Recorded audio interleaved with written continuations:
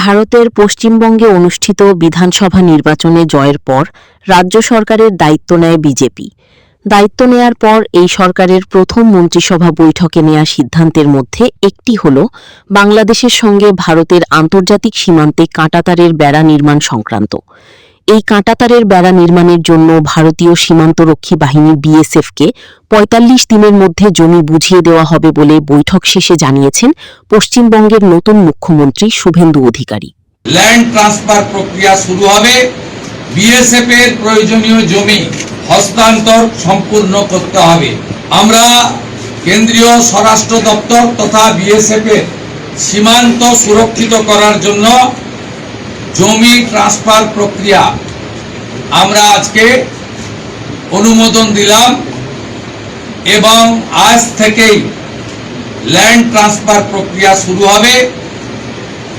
ভূমি ও রাজস্ব সচিব তাকে এবং মুখ্য সচিবকে দায়িত্ব দেওয়া হলো ৪৫ দিনের মধ্যে বিএসএফ এর প্রয়োজনীয় জমি হস্তান্তর সম্পূর্ণ করতে হবে, যা আমাদের কেন্দ্রীয় স্বরাষ্ট্রমন্ত্রী নির্বাচনের আগেই বলেছিলেন। এই কাজটা আজকে প্রথম ক্যাবিনেটে আমরা করলাম। বাংলাদেশের সরকার ভারতের এই পদক্ষেপকে অভ্যন্তরীণ বিষয় হিসেবে দেখছে, তবে সীমান্তে অনুপ্রবেশ রোধ ও আইনশৃঙ্খলা পরিস্থিতি স্বাভাবিক রাখতে বিজিবি সার্বক্ষণিক সতর্ক রয়েছে।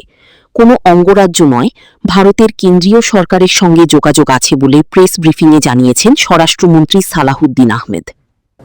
আমরা সীমান্ত পাহারা দিয়ে বিজিবি সতর্ক আছে কোনো রকমের যাতে কঠিন না হয়, আর সেরকম কোনো ঘটনা আমাদের এখানে এখনো নজরে আসেনি। বাংলাদেশের সার্বভৌমত্ব আরেকটি দেশের সার্বভৌমত্ব, এটা হচ্ছে on the basis of sovereign equality আমরা দুই দেশের সাথে সম্পর্ক বজায় রাখি। এখন কোন দেশের অঙ্গরাজ্যের একটা নির্বাচন, স্থায়ী নির্বাচন কি হলো, তার ফলাফল কি হলো, সেটার প্রভাব কি হবে, সেটা তাদের সম্পূর্ণ আভ্যন্তরীণ ব্যাপার। এখানে কাঁটাতারের বেড়া যদি ভারতীয় সীমানার মধ্যে নোম্যান্স ল্যান্ড বজায় রেখে যদি সেই দেশ দিতে চায়, সেটা ডিপ্লোম্যাটিক ওয়েতে আমাদের আলাপ আলোচনা হবে, কিন্তু সেরকম কোনো ইস্যু তো প্র্যাকটিক্যালি ভারত সরকারের পক্ষ থেকে আমরা দেখিনি। এখন অঙ্গরাজ্যের নির্বাচনের পরে কোনো বিজয়ী দল যদি কোনো রকমের কোনো বক্তব্য দিয়ে থাকে, সেটা তো আমাদের সোভারেন ইকুয়ালিটির ভিত্তিতে আমরা সেই জবাব দিতে পারি না। আমাদেরকে জানাতে হবে ভারতের কেন্দ্রীয় সরকারের পক্ষ থেকে যে বাংলাদেশ বর্ডারে বা ইন্ডিয়ান বর্ডারে তারা কিছু করতে চায় কিনা। সেটা ডিপ্লোম্যাটিক চ্যানেলে হবে, পররাষ্ট্র মন্ত্রণালয়ের সাথে তারা কথা বলবে, সেটার সাথে সংশ্লিষ্ট নই আমি স্বরাষ্ট্রমন্ত্রী হিসাবে। আমার দায়িত্ব হচ্ছে যে বর্ডারে নিরাপত্তা নিশ্চিত রাখা এবং যাতে কোনো রকমের পুশিং না হয় সেটার ব্যবস্থা করা, আইন শৃঙ্খলা পরিস্থিতি সেই জায়গায় সমুন্নত রাখা। তবে আমরা সতর্ক আছি, বিজিবিকে আমরা সতর্ক থাকতে নির্দেশনা দিয়েছি অনেক আগে। বাংলাদেশের প্রধানমন্ত্রীর পররাষ্ট্র বিষয়ক উপদেষ্টা হুমায়ুন কবির সাংবাদিকদের প্রশ্নের জবাবে বলেছেন, কাঁটাতার দিয়ে বাংলাদেশের মতো দেশকে এখন ডর দেখানোর মতো কোনো জায়গা নাই। আর কাঁটাতার দিয়ে বাংলাদেশের মতো দেশকে এখন ডর দেখানোর মতো কোনো জায়গা নেই। দেখেন, যদি মানুষের সাথে সম্পর্ক করতে চান, বাংলাদেশের মানুষ কাঁটাতার ভয় পায় না, বলছে বাংলাদেশের সরকারও কাঁটাতার ভয় পায় না। যেখানে আমাদের কথা বলা দরকার আমি কথা বলবো। যদি মানুষ গুলি মারে হত্যা করা হয় বা তারে লাগাইয়া আপনি ফেলে রাখবেন, যেগুলো আগে দেখছি আমরা হাসিনার সময়, তো ওই নমুনায় তো আর বর্ডার কোনোদিন ইনশাল্লাহ আসবে না। আর ওই নমুনায় যদি কেউ বর্ডার করতেও চায়, এই বাংলাদেশ সেই জঘন্য গুলামি বাংলাদেশ না যে বসে দেখবে, মানে ওই বাংলাদেশের পরিকল্পনা আছে কি করতে হবে।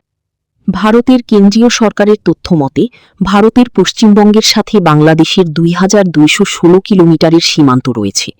মমতা ব্যানার্জির নেতৃত্বে তৃণমূল কংগ্রেস সরকার গত ১৫ বছর রাজ্যের ক্ষমতায় ছিল।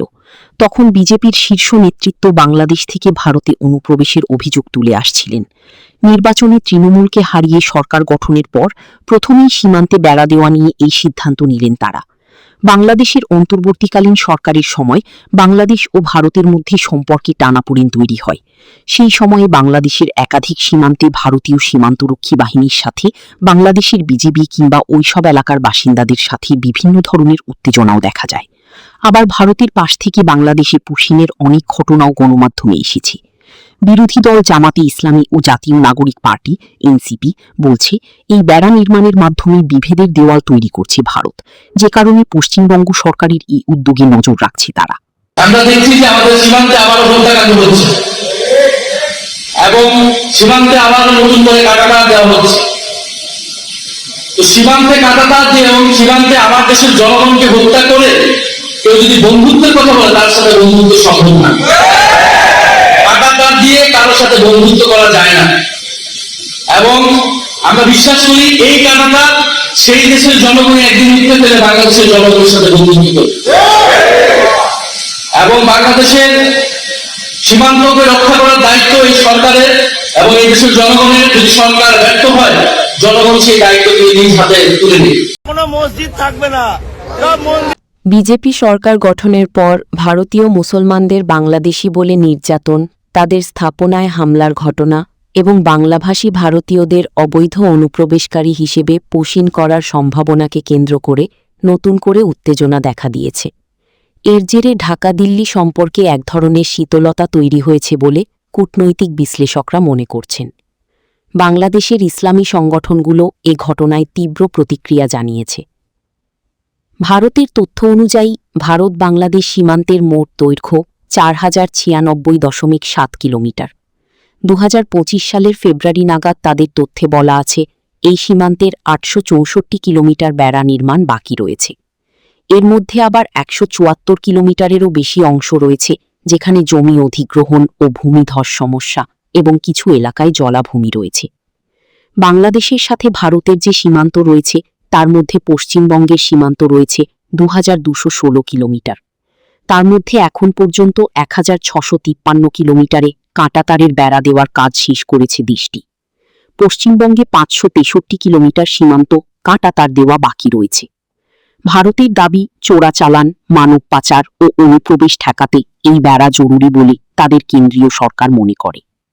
এদিকে পশ্চিমবঙ্গের নির্বাচনে বিজেপি সরকার গঠন করার পর সীমান্ত ইস্যুর পাশাপাশি ভারতের অভ্যন্তরে মুসলিম সম্প্রদায়ের ওপর নানা ঘটনাও বাংলাদেশের জনমনে প্রতিক্রিয়া তৈরি করছে। সামাজিক যোগাযোগ মাধ্যমে এসব ঘটনার ভিডিও ছড়িয়ে পড়লে বাংলাদেশে ভারত বিরোধী মনোভাব তীব্র হচ্ছে। ফলে দুই দেশের মানুষে মানুষে যে ঐতিহাসিক সম্পর্ক, সেখানে একটা দূরত্ব তৈরি হচ্ছে। এছাড়া বাংলাদেশি তকমা দিয়ে ভারতীয় নাগরিকদের বাংলাদেশে ঠেলে দেওয়ার চেষ্টা নিয়ে উদ্বেগ ও আলোচনাও রয়েছে। কূটনৈতিক বিশ্লেষকরা বলছেন, তিস্তা পানি বণ্টন চুক্তি ঝুলে থাকা, সীমান্ত হত্যা বন্ধ না হওয়া এবং সাম্প্রতিক বেড়া নির্মাণ ইস্যুতে ঢাকা দিল্লির সম্পর্কে এক ধরনের আস্থার সংকট তৈরি হয়েছে। অন্তর্বর্তী সরকারের আমলে চীন ও পাকিস্তানের সাথে বাংলাদেশের যোগাযোগকে অনেকে এই দূরত্বের প্রতিফলন হিসেবে দেখছেন। ভারত বাংলাদেশের সীমান্ত ব্যবস্থাপনা, পানি বণ্টন এবং সংখ্যালঘু ইস্যুতে পারস্পরিক সম্মান ও আলোচনাই পারে এই দূরত্ব কমাতে। দুই দেশের জনগণই চায় কাঁটাতারের বেড়া নয়, বন্ধুত্বের সেতুবন্ধন গড়ে উঠুক। বাংলার গেজেটের বিশেষ প্রতিবেদন।